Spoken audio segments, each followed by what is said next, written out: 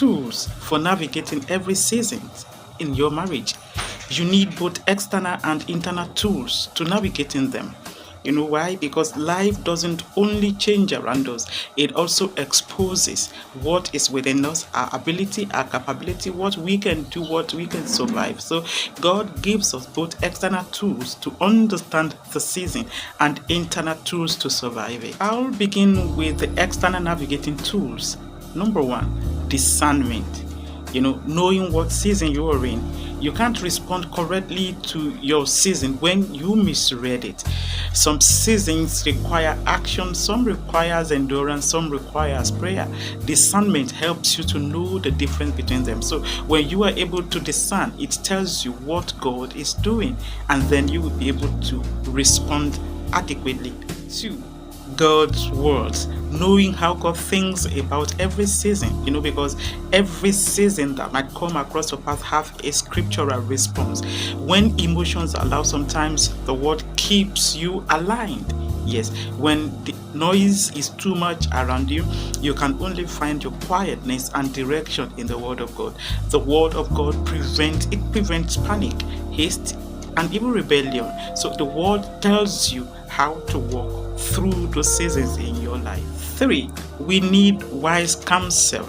I can tell you that so many times you will be like at a roadblock. You wouldn't know what to do or what to say anymore. So knowing that you are not alone in such situation can serve as a consolation. Some seasons are too heavy for you to interpret by yourself. So God uses people to confirm what He is saying. Isolation might end up confusing you, but the community of people of God especially, will always clarify the season you are in. So counsel helps you to stay sane in some seasons. There are some seasons you might feel, am I losing my mind or what is going on here? But when you have the wise counsel, people with much more understanding and experience, they could guide you through. They could be your anchor in seasons such as that. Number 4, you need prayers with perception, knowing what must change. Prayer is not just God remove this, God remove that. Sometimes it is God shape me in this. So knowing the very right prayer to pray at the right time will be of help. So prayer will align you with God's purpose in every of those seasons that come across your path in your marriage. The set of tool number 2 that we need, these are the internal tools that will help you to survive the seasons in your marriage. You might be able to understand the season and still fall in it.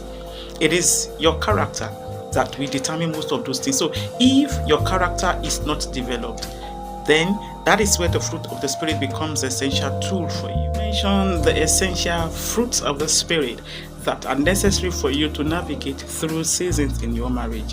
1. Love. Have you ever heard of loving the unlovable before? Love is not only tit for tat. If you love me, I'll love you. If you give me this, I'll give you this. No. Have you ever heard about sacrificial love before? Who gives all without expecting anything before? That is the way that season will sharpen your understanding about love, so that you will stop expecting at all times, but you will be readily available to give at all times. If you have the fruit of the Spirit, if you have love, it will keep you from becoming bitter, from becoming harsh, from becoming unrecognizable, because love will keep the relationship intact even during difficult seasons. Number 2, joy. When the season is so heavy and so eventful, joy will always keep you standing when results are slow. What about when the situations are unbecoming and they are not even palatable? They are far from what you ever desire or what you ever dreamt of. How would you be able to survive? Now you will need to know that God is in the middle of it. Joy reminds you that God is still present, even when you cannot see Him, even when progress is not visible. Joy gives you the strength to endure, because your joy shouldn't be circumstantial. It shouldn't be based on the things that are going on around you. It shouldn't be because your husband or your wife is making you happy.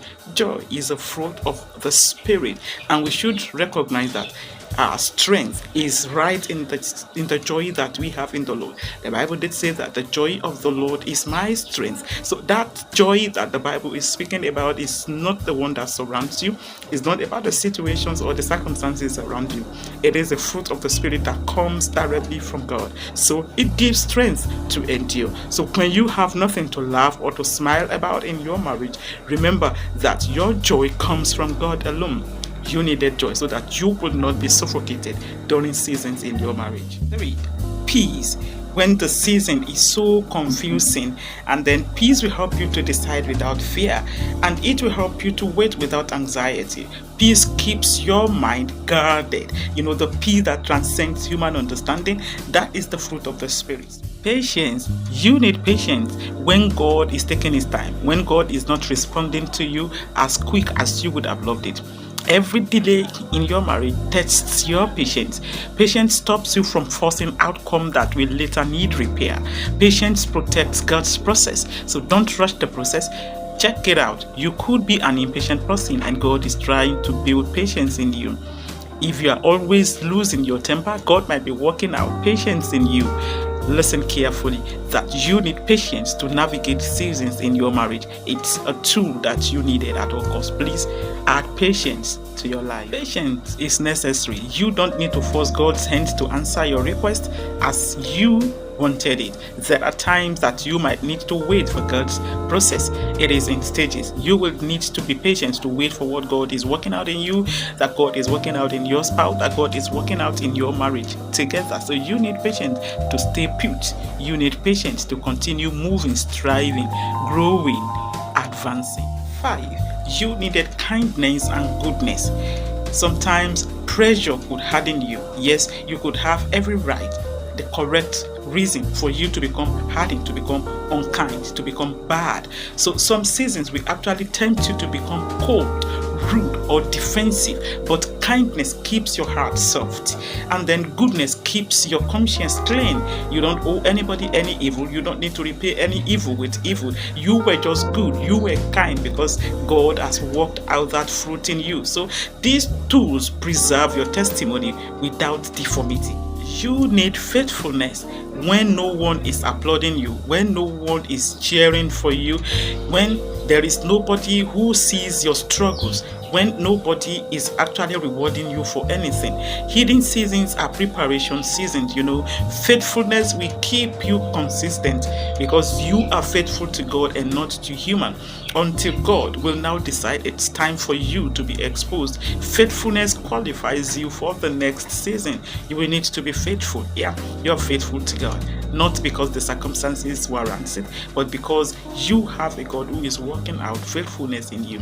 What even if your spouse is not worth you staying faithful? But remember that whatever you do in your marriage is as if unto the Lord. So you will be faithful. You need that tool to survive seasons in your marriage. Next, you need gentleness. When God elevates you, there are times that promotion comes and then you begin to feel that you are no longer a match for your significant other. No, you need gentleness. Elevation seasons actually requires constraint.